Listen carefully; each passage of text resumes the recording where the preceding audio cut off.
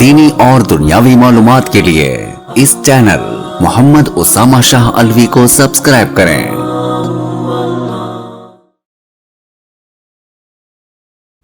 نحمده ونصلي ونسلم على رسوله الكريم اما بعد فاعوذ باللہ من الشیطان الرجیم بسم اللہ الرحمن الرحیم۔ قربانی کے مسائل اور فضائل کے اوپر گفتگو چل رہی تھی۔ گزشتہ 2 روز سے پہلے دن قربانی واجب ہے، سنت ہے، فرض ہے، اس کے اوپر گفتگو ہوئی۔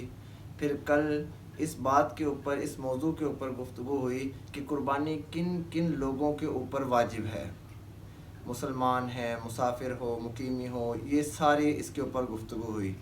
آج جو گفتگو کا موضوع ہے وہ یہ ہے کہ کن کن جانوروں کو قربانی ہم دے سکتے ہیں، کن کن جانوروں کو قربانی ہم کر سکتے ہیں۔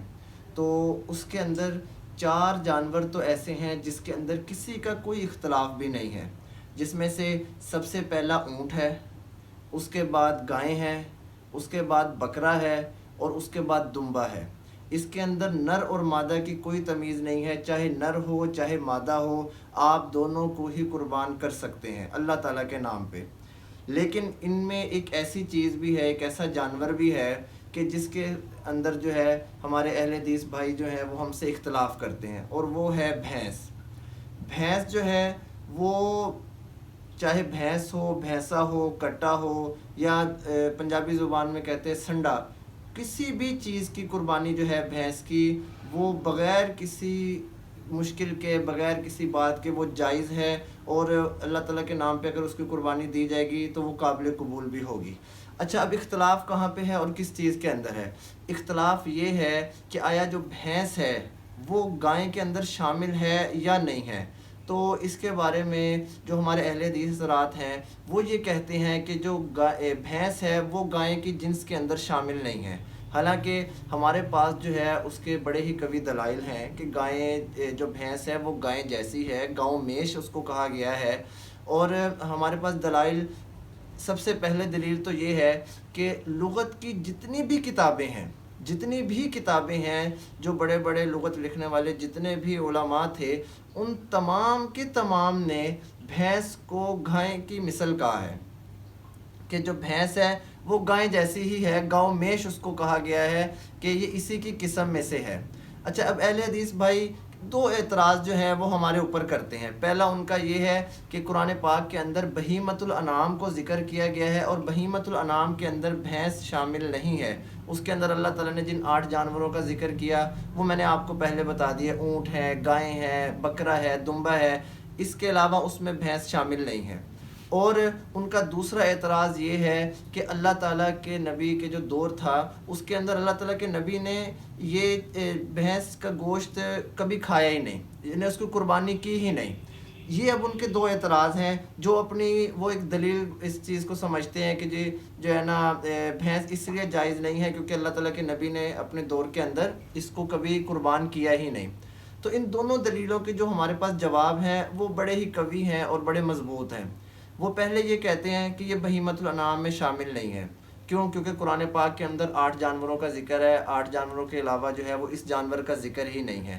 تو اس کا جواب یہ ہے کہ قرآن پاک کے اندر اس کے لیے ممانعت بھی نہیں ہے کہ آپ نے بھینس کی قربانی نہیں کرنی۔ آپ اس کو بہیمۃ الانعام سے کس صورت کے تحت جو ہے نا آپ اس کو خارج کر رہے ہیں کہ یہ بہیمۃ الانعام میں شامل نہیں ہے؟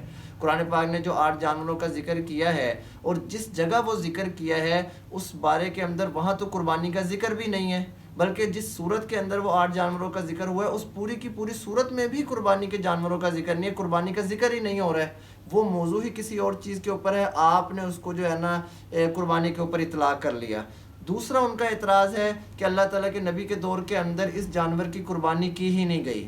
تو ان کا یہ اعتراض بالکل ٹھیک ہے، پیارے نبی اکرم صلی اللہ علیہ وسلم نے اس جانور کی قربانی نہیں کی، ہم بھی یہ چیز مانتے ہیں۔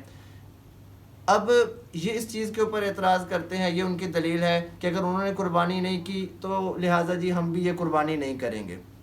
اس کا سمپل سا اور بڑا سادہ سا جواب ہے کہ آپ صلی اللہ علیہ وسلم کے دور مبارک کے اندر یہ جانور تھا ہی نہیں، یعنی کہ عرب کے اندر یہ جانور نہیں پایا جاتا۔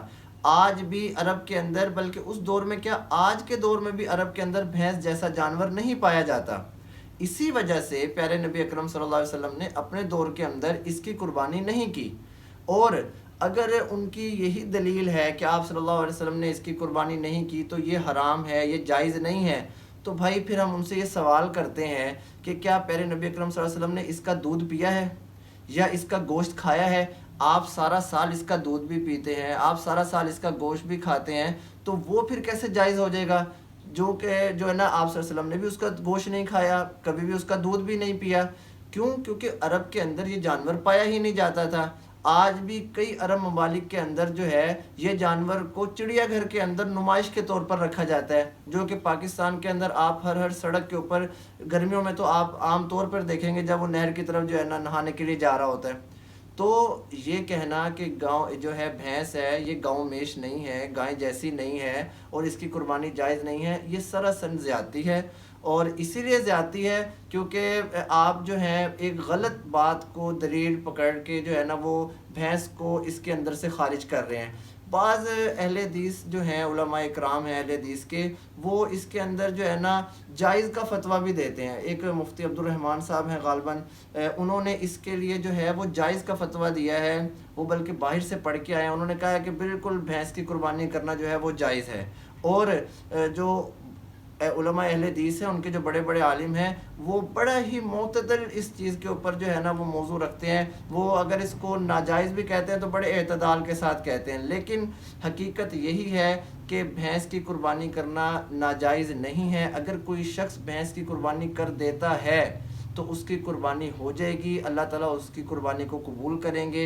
ہاں، ان تمام جانوروں کی قربانی کے لیے ایک شرط لازمی ہے کہ اگر ان کی قربانی آپ نے اللہ تعالیٰ کے نام کے علاوہ کسی کے نام کے اوپر بھی کی تو پھر چاہے وہ بھینس ہو، بکرا ہو، گائے ہو، اونٹ ہو، کسی کی قربانی نہیں ہوگی، کیونکہ آپ نے غیر اللہ کے نام کے اوپر اس کی قربانی کر دی ہے۔ اور اگر ان تمام جانوروں کو آپ اللہ تعالیٰ کے نام کے اوپر اپنے جو 7 ان کے حصے ہیں، اپنے جو ہے نا رشتہ داروں کی طرف سے، اپنی طرف سے، اپنے بچوں بیوی کی طرف سے اگر آپ کریں گے، نام اللہ تعالیٰ کا لیں گے، تو آپ تمام کی تمام حضرات کی قربانی ہو جائے گی۔ اللہ تعالیٰ ہمیں عمل کرنے کی توفیق عطا فرمائے۔ وآخر دعوانا ان الحمد للہ رب العالمین۔